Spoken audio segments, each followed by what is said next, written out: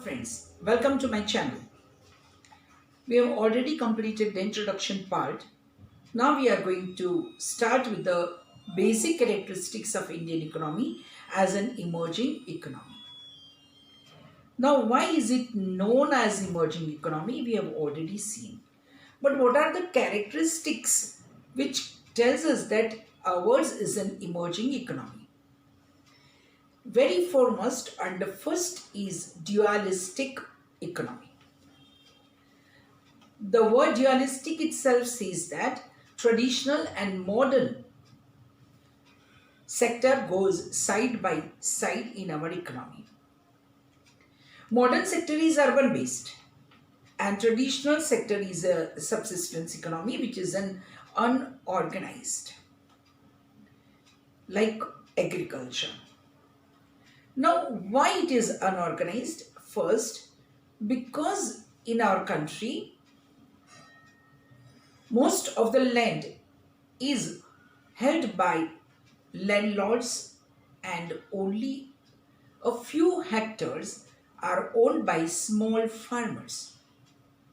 Now, these small farmers are not organized. Secondly, they do not have enough capital to purchase the modern techniques like fertilizers, tractors, etc. And this leads them to more and more downward growth. So when you see this, we get three conclusions. First is, small industries are with traditional industries. Here we mean small industries are cottage industries which are always present in rural areas. Second, this exists since 50 years. Third, the gap between two sectors are widening. Here I mean two sectors are modern sector and traditional sectors. And the last is modern sector has no spread effect on traditional sector. If modern sector is developing and if it has an effect on traditional sector, then even traditional sector would have grown. But as there is no effect, no spread effect, the disparities continue between these two factors. Now, according to me, first is dualistic and second characteristic is the challenge of population growth. As you know, our country is the second largest populated country in the world. Now, when we say that it is the challenge, what do we mean by challenge? First, population is always considered by taking into consideration birth rate and death rate. In India, the birth rate is stable now, but death rate has gone down, which has led to rising population. And as you know, when the population is rising, definitely it is difficult for the economy to have growth and development. We'll see why. As there is a population growth, and it is the biggest challenge in front of our economy, because once we control the population growth, we can have the growth rate desired and can step into a developed or advanced countries. Now, third is predominance of agriculture. As you know that our country is known as agrarian country, because most of the people depend directly or indirectly on agriculture for their livelihood. But we don't see just agriculture. You see, when we talk about the economy, there are three sectors: primary, secondary and tertiary sector. Now, primary sector includes agriculture as well as extractive industries. Now, there is a predominance of agriculture and extractive industries in India because extractive industries do not need sophisticated process. Next is secondary sector. Now, industry is the main component of secondary sector. And the last is tertiary sector. But when you see, according to the process of development, underdeveloped countries mostly depend on primary sector, developing or emerging on secondary sector, and advanced countries largely have benefits from tertiary sector. So this is the way it of course affects our GDP or gross domestic product.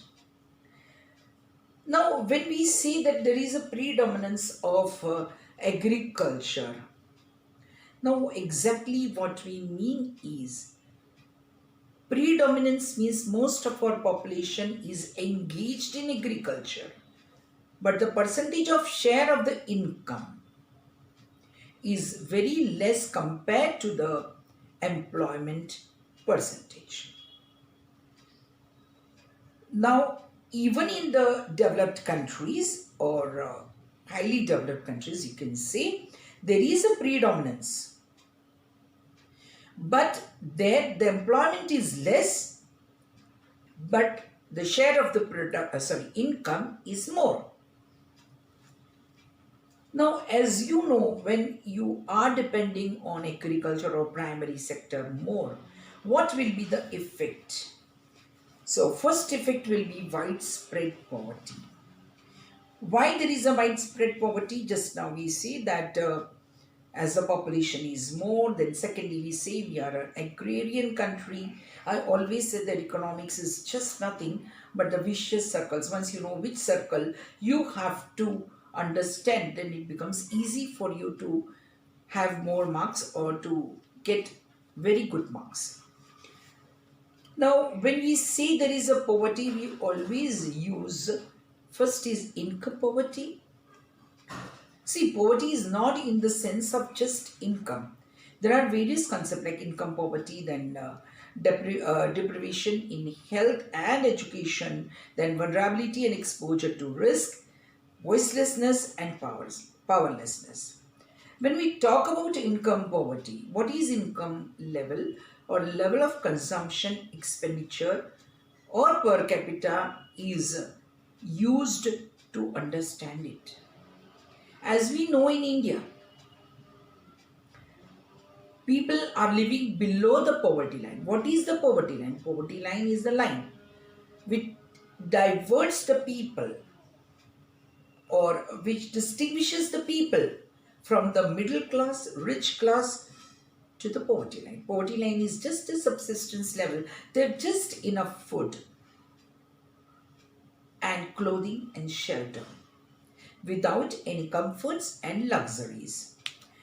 Now, we know that in India, 29.2% lived below poverty line in 96-97, but in 2000, 35% of Indians lived below international poverty line.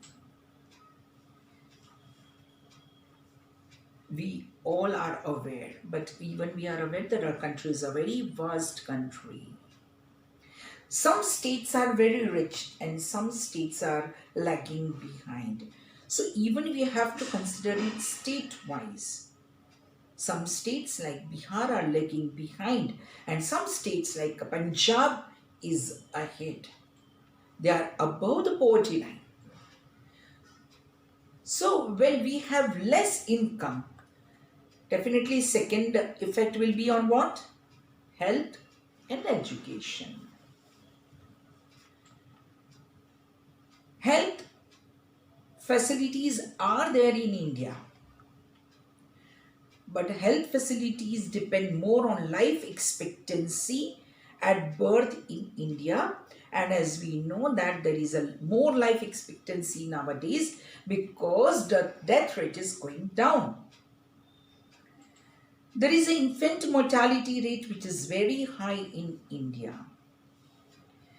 Now till now 2006, the life expectancy rate of male is 62.6 years and for female it is 64.2 years. So overall you can see that expectancy rate is 63.5 years. Next and important is when there is a high population, you cannot provide health facilities to each and everyone because there are less hospitals, less medical facilities. Next, health also depends on what? Nutritious food and as well as water to drink, which should be improved water or water which is good for health to drink. We know that everybody do not have these facilities, and this has made the impoverished condition of labor. Secondly, when we see that there is no sanitation also, literacy rate is also low because people cannot afford to go to school or colleges. Now, in literacy rate, it was improved 52.5% in 1991 to 64.8 in 2001, and that was just due to RTE. What is RTE? Is right of children to free and compulsory education, and Sarva Shiksha Abhiyan, which has given free education to needy people. Next is vulnerability. What do you mean by vulnerability? Is insecurity. Insecurity from violence, crime, natural disasters, etc. As we know, income and health risk is very high, and therefore definitely there is no education for income. Some people commits some crime or violence. Next is voicelessness and powerlessness. We always know that education and money can give you power and voice. But in India, it has happened that even the rich people or well-educated people have no voice or no power. Now, this is the reason that people are afraid of telling what they feel about economy, as they have no voice, as they have no power. Next is predominance. In this way, we saw is all the things which has spread the poverty. Now, when the poverty is there, what should be the next? Definitely, when there is a poverty, there is a income less, which leads to low level of per capita income. What is per capita income? Per capita income is total population divided by income divided by total population. As there is less income and population is more, there is a low per capita income. Now, as there is a low per capita income, it leads to low level of standard of living. As there is no income, definitely the standard of living is not good. If you go see again, as the standard of living is not good, there is no health facilities, there is no good education available to them. In this way, these vicious circles are there in economics. So you can write on your own if you understand it, the basic of it. Now, when there is no education, when there is no health, what should be the result? The result is the poor quality of human capital. See, human capital is in abundance in India. But when we talk about labor, it is divided into three parts: unskilled, semi-skilled and skilled. But in India, there is a poor quality of labor. Now, what is a poor quality? Poor quality is low efficiency. They are not officials. Not only they are not efficient, they have no motivations, and it leads to low productivity. Now again shall we repeat, while there is low efficiency, as you know now, see, income is less, health or nutritious food is not available, therefore they are malnutritioned. And this leads to low efficiency. Now, secondly, it is also known as HDI. What is HDI? Is Human Development Index. But it is measured by three keys. First key is longevity of life, second is knowledge, and third is income. Now, GDI is Gender Development Index. As we say in India, there is a definitely gender discrepancies.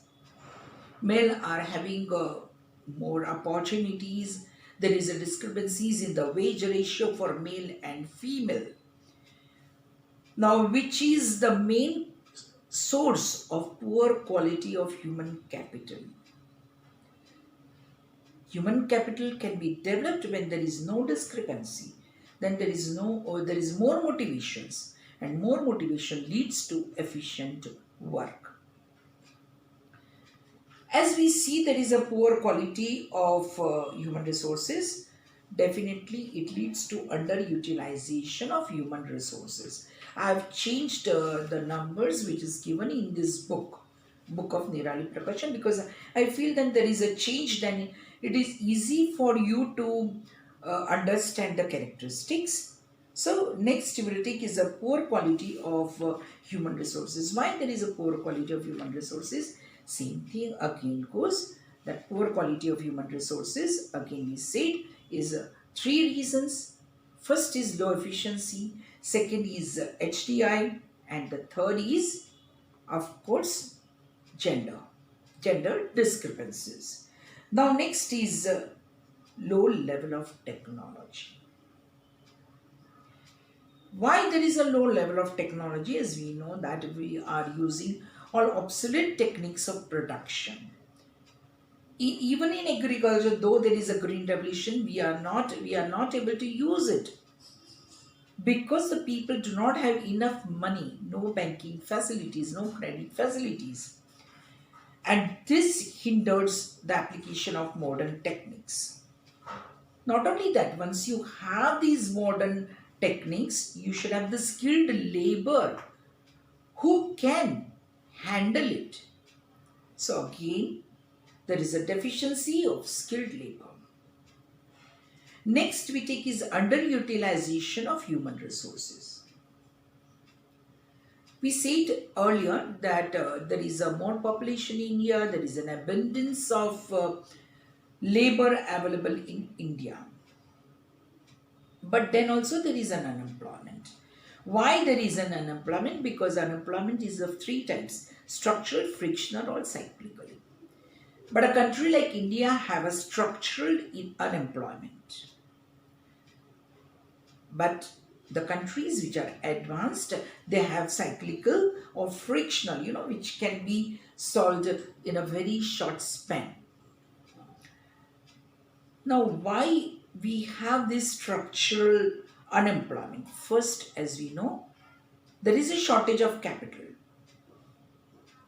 As the capital is less, the people cannot start the business. Therefore, the employment opportunities are less. Second, infrastructure facilities are inadequate. Next, and very important according to me, is the system of joint family system now also, which is present in rural areas. A family of a farmer, say 5 members are there, they all go and work on the same plot. Actually, they are not needed. Only 3 people are needed, which leads to disguised unemployment. Disguised unemployment is also an example of underutilization of resources. Now, next is infrastructure facilities. As we know that infrastructure facilities are very poor in India. Which are the infrastructure facilities? There are transport, communication, power supply, water supply, banking, credit facilities, and so on.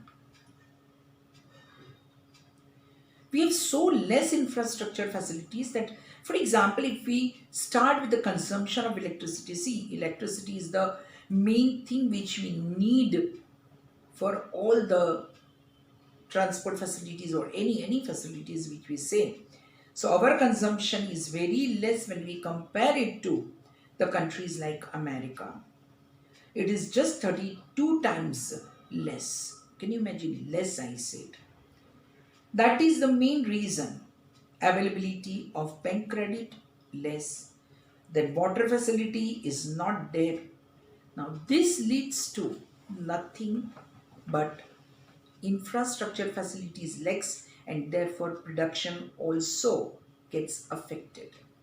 Because infrastructure facility is a tertiary sector, if you don't have good tertiary sector, definitely production will be hampered. But in all these things, only one bright hope ray is steadily improving rate of capital formation. Now again we say, what is capital formation? Capital formation depends on saving. Saving depends on income. But nowadays, due to certain securities which are available by government, our savings are increased, and this has increased the capital formation. So friends, in the last few years, the rate of capital formation steadily has increased. In all, we have seen all the characteristics of emerging India, and I'm sure it would be very helpful to you. If you have any comment, definitely you can write it.